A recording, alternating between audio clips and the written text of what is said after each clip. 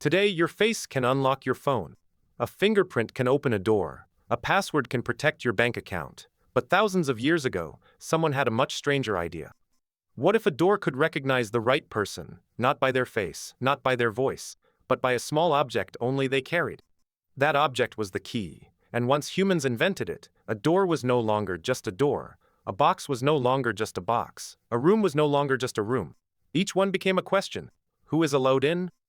So why did ancient people invent keys? The answer is not simply to stop thieves. That is part of it, but the deeper answer is about access. A key is a tool that turns permission into a physical object. If you have the right key, the door obeys you. If you do not, the door refuses you. To understand why this mattered, we have to imagine life before keys. People could guard things with their bodies. They could hide valuables under floors, inside walls, or in secret containers. They could tie doors shut, block entrances, use heavy stones, or seal boxes with clay. But all of these methods had limits. A guard has to sleep. A hiding place can be discovered. A rope can be cut. A seal can show that someone entered, but it may not stop them from entering. In very small communities, complex locks were not always necessary. If everyone knows everyone, social pressure does some of the work. If a tool disappears, people may know who took it. If a stranger enters camp, everyone notices. But as human societies grew larger, that kind of trust became weaker. More people meant more strangers. More strangers meant more risk. And more property meant more reasons to protect it. Agriculture changed the problem. Once people began farming, they could store grain, oil, tools, cloth, metal, and other goods. A mobile hunter-gatherer group cannot carry endless possessions. A settled farming village can accumulate them. And once wealth sits still in one place, someone has to decide who may touch it, who may open it, and who must stay out. Cities made this even more urgent.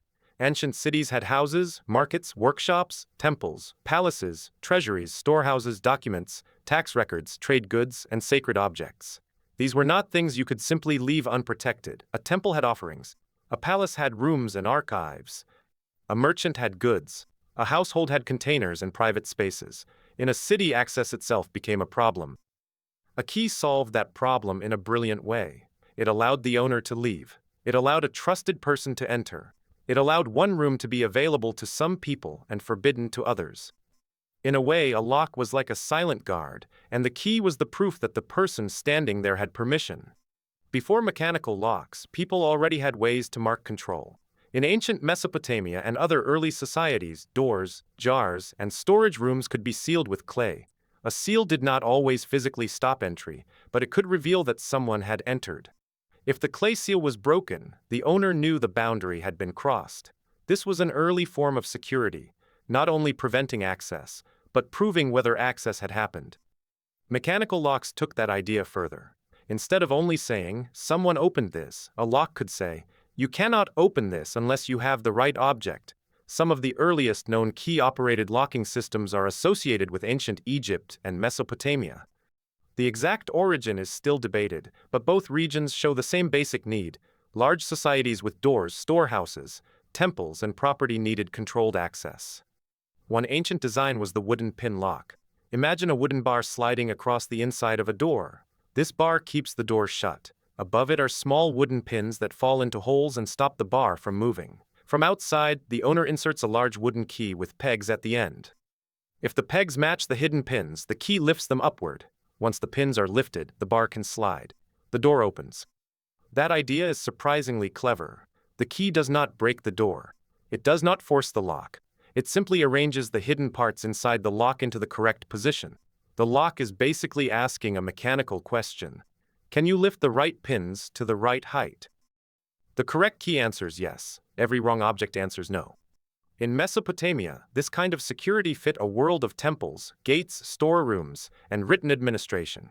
Temples did not only hold religious meaning. They could hold goods, offerings, records, and wealth. Storehouses needed to be opened by the right people and closed against the wrong ones. As cities became more organized, the problem was no longer only physical strength. It was control. Who has authority to open this space? In Egypt, large wooden locks help us picture how early mechanical security may have worked. These were not tiny pocket keys. A wooden key could be large, almost like a tool. The lock itself could be built into a door or gate. It may look primitive today, but the logic was advanced. hidden pins, a matching key, and a sliding bolt. That is the ancestor of a much longer story. The Greeks used bolts, bars, cords, and some forms of keys, though many early Greek systems were less secure than later locks. Some keys were large and awkward, shaped more like tools than the small keys we know today. This reminds us that keys did not become elegant immediately. They began as practical devices for moving a hidden latch or bolt. The Romans changed the story by making locks and keys smaller, more metal-based, and more personal. Roman homes, chests, boxes, and shops could use metal locks and keys. Bronze and iron made smaller mechanisms possible. As trade and urban life grew, so did the need for portable security. A merchant, a householder, or a wealthy person needed to protect valuables even inside the home. One of the most fascinating Roman inventions was the ring key. Some Roman keys were worn on the finger like jewelry. This was useful because the key stayed close to the owner. But it also said something. If you wore a key, it meant you had something worth locking. A Roman key did not only open a box. It announced that the owner had property, status, and authority. China also developed its own traditions of locks and keys. Chinese locks included wooden and metal forms, padlocks, decorative locks, and mechanisms adapted to local craftsmanship. This matters because the need for controlled access appeared in many places. Wherever people had property, trade, private containers, documents, or sacred spaces, they eventually needed ways to decide who could open what. In medieval Europe, locksmithing became a specialized craft. Locks became heavier, more decorated, and sometimes beautiful enough to look like works of art. Warded locks used internal obstacles, called wards, that blocked the wrong key from turning. The correct key had cuts that passed around those obstacles. But beauty did not always mean security. Some locks were impressive to look at but still vulnerable to skilled thieves. From that point on, the history of keys became a race. Locksmiths made more obstacles. Thieves learned how to bypass them. Locksmiths added hidden wards, false keyholes, more complex bits, springs, levers, and stronger cases. Lockbreakers studied the weaknesses.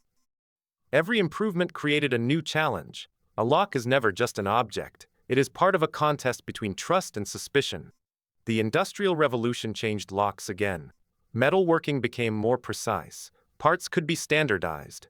Mechanisms could be made smaller, stronger, and more repeatable. This was when modern lock design began moving rapidly.